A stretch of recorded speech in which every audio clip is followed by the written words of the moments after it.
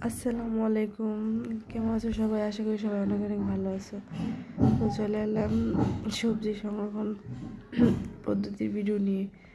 তোমরা কি সবজি কীভাবে সংরক্ষণ করবে, কিন্তু দাম বেড়ে যাওয়ার আগে, সবজি শেষ হওয়ার আগে সবাই এভাবে সংরক্ষণ করে রেখে দিতে পারো। প্রথমে আমি টমেটো নিয়ে নিলাম। টমেটো ধুয়ে ভালো করে একটা কিচেন টাওয়াল দিয়ে মুছে তারপরে কেটে নেব। তোমরা যার যার মতো করে কেটে নিতে পারো, যেভাবে রাখতে চাও। তারপর আমি পলিথিনে নিয়ে নিলাম। তোমার কাছে বক্সে রাখতে পারো বা জিপলো ব্যাগে রাখতে পারো, আমার নাই তাই আমি পলিথিনে নিলাম। তারপরে সিমগুলোকে ভালো করে বেছে নিব। তারপরে এগুলো ভালো করে ধুয়ে তারপরে একটা হাঁড়িতে সরে তারপর আবার একটা কিচেন টাওয়াল দিয়ে ভালো করে মুছে নেব। মুছে আমি আমার মতো করে কেটে নিব। যেভাবে রাখতেছ, ভাজি হলে ভাজি, তরকারি হলে তরকারির মতো করে কেটে রাখতে পারো। তো আমি ভাজি তরকারি দুইটা শেপ করে কেটে রাখবো, যেটা ভালো লাগে ওইটা খেতে পারবো। সো এইভাবে আমি পলি ব্যাগে ভরে নেব, যেহেতু আমার জিপলক ব্যাগ নেই বা বক্সে নেই। তো তোমরা যেভাবে সেভাবে রাখতে পারো।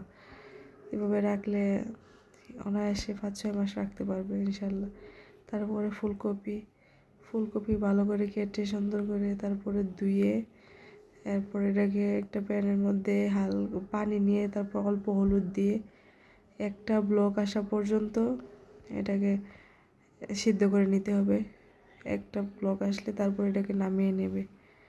তারপর অন্য একটা পাত্রে ঠান্ডা পানি রাখবে, এটা ছেঁকে তারপর ওই ঠান্ডা পানিতে ভিজিয়ে দেবে, যাতে এটা সিদ্ধ না হতে পারে, নরম না হতে পারে বাফে।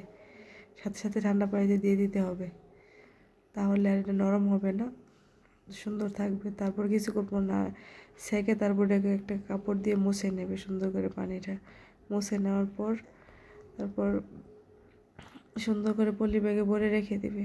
তো যার যেভাবে সুবিধা ওইভাবে রাখতে পারো। তো আমার কাছে পলি ব্যাগ আছে তাই আমি সব কিছু পলি ব্যাগেই সংগ্রহণ করতেছি। তারপরে সিমের বিচিকে আমি আধা ঘন্টা ভিজিয়ে রাখছি, নরম হয়েছিল। বাসার সময় খুব তাড়াতাড়ি হয়ে গেছে। এতে বেছে তারপর একটা পলিথিনে ভরে রেখে দেবে ট্রিপে। অনায়াসে 1 বছর পর্যন্ত ভালো থাকবে, কোনো সমস্যা নেই। তারপরে বেগুন। সো যেহেতু রমজান আসে পড়ছে তাই আমি তরকারির শেপ না, আমি বেগুনি শেপ দিয়ে রাখবো। তো এই তো বেগুনি শেপ দিয়ে সুন্দর করে ধুয়ে তারপর একটা ডেকে পানি নিয়ে হলুদ দিয়ে ভিজিয়ে রাখবো। 10 মিনিট ভিজিয়ে রাখবো, যাতে বেগুনটি কালো না হয়। 10 মিনিট ভিজিয়ে রাখার পর সুন্দর করে ছেঁকে নেব। ছেঁকে তারপর একটা কিচেন টাওয়াল দিয়ে সুন্দর করে বেগুনের গায়ের পানিটা ছাড়িয়ে নেব এক একটা করে।